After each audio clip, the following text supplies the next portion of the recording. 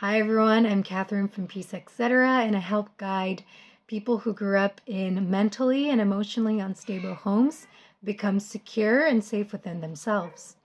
So today I'll be doing something a little bit different. What I usually do in my videos is I just freestyle.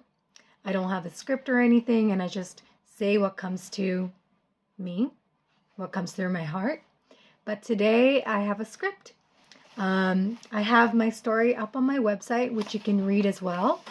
But I decided that I don't want to miss out on any important details. So I have a script with me and I'll be reading it.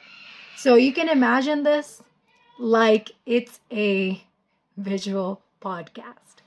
So without further ado, I will go into my story. So I grew up in an emotionally and mentally chaotic, chronically stressful household. My parents fought often, throwing things at times, yelling, slamming doors. My father experienced depression amongst other severe mental health issues, and he was on the verge of committing suicide several times throughout my childhood and adolescence until he actually took his life in 2014. And my mother also experiences anxiety herself. I had a very enjoyable early childhood. I was curious, life of the party wherever I went, was fearless, loved myself unconditionally, and was well loved. I was energetic and full of joy, and I was very adventurous and full of life. Until one day, I watched my parents fight, and I told myself that I was the cause of my parents' suffering. I internalized their emotional and mental distress as my fault, and thought to myself that they wouldn't experience any pain and disharmony if I didn't exist. And from that moment on, in my eyes, I was a burden for my parents. I began dedicating my life to making them happy at my own expense. I learned people-pleasing behaviors, loved and accepted myself conditionally. My child self's greatest desire in life was to experience a peaceful home where she felt secure and safe and her parents were harmonious. She believed that she would be happy once she attained security and safety at her own expense. From that day on, I tried to achieve happiness, safety, security and safety, and peace through people-pleasing and being perfect. Some behaviors I learned were to repress and change emotions to make myself more digestible for others. I stopped myself from speaking up, and I hid my truth and perspective and opinions. I overgave and self-sacrificed and expected nothing or little in return. I tried to be perfect and never make mistakes, so I was hypercritical and hyper-vigilant about myself.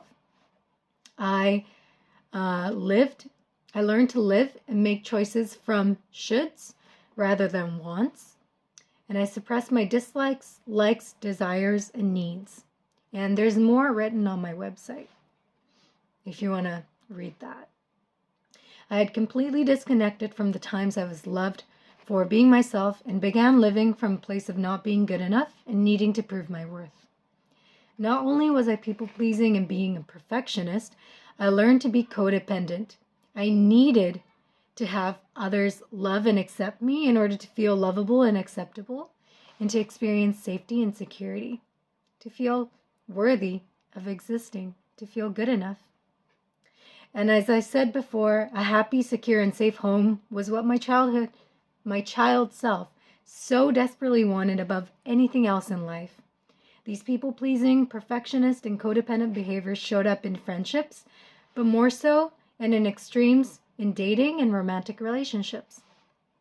When dating, I overgave and self-sacrificed to make whoever I was dating happy and live up to who I thought they needed me to be, and tried changing myself to who I thought I needed to be in order to be a good partner, so I could be in a relationship with them. I rushed in every connection and into relationships, subconsciously seeing the other person as a way of achieving my goal of experiencing security and safety, my greatest desire. I thought that I would feel more secure once I was with someone romantically, but what happened every time was that I would feel much more unsafe, insecure, question myself, and rocky in these relationships and connections than before entering them. I was much happier, free, and felt more myself and more love for myself prior to dating or after ending these relationships. People pleasing and trying to attain safety and security outside myself is a full-time job. And so I spent all my energy and attention on these romantic connections that I didn't have any or much energy left for other aspects of my life. Things could be going well in other areas of my life, and yet if I was experiencing stress in my romantic life or these connections weren't perfect, my mind would focus on that and I would downplay the good in my life.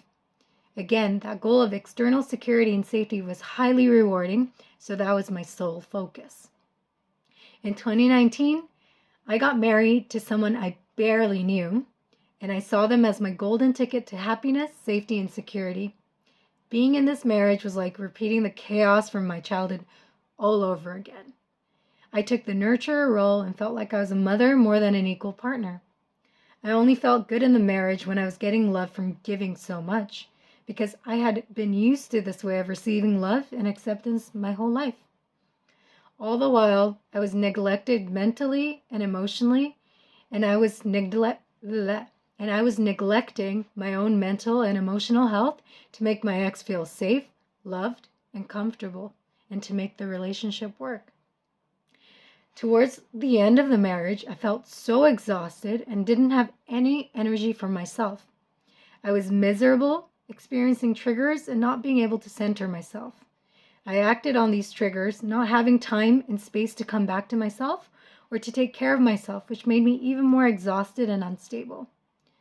I'd become so out of touch with who I really was and knew I wasn't acting like myself, so I felt shame and experienced self-hate for letting myself get to this point and for the ways I was behaving. I was out of control.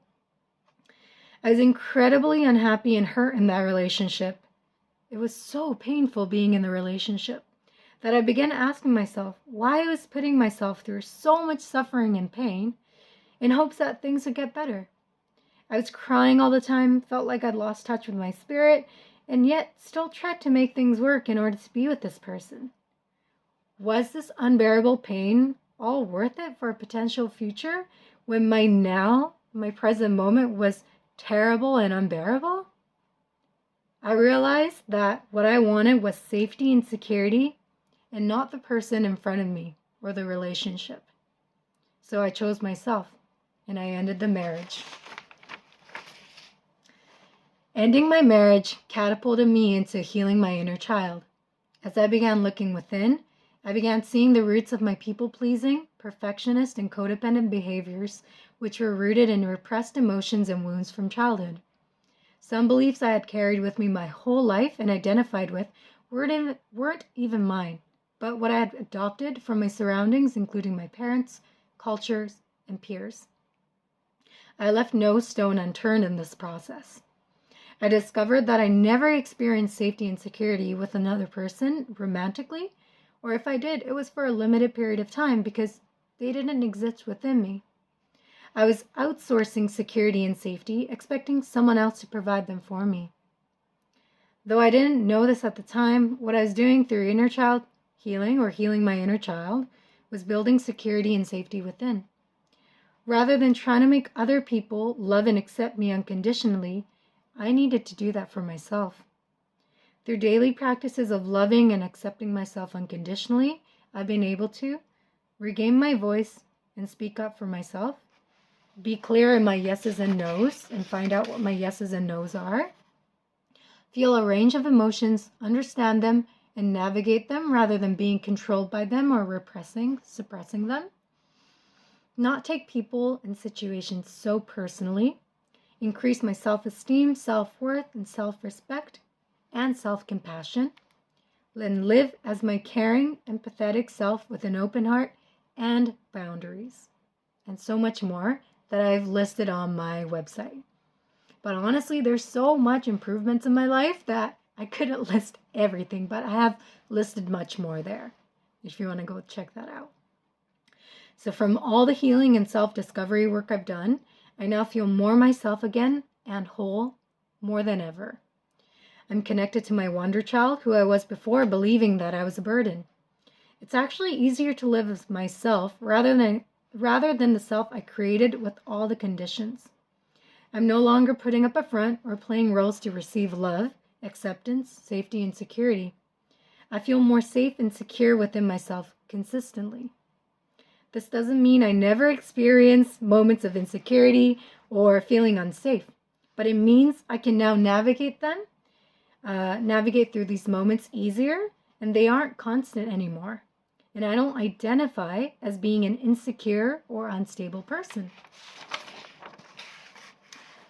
I built the foundation to live a limitless life and experience peace once again.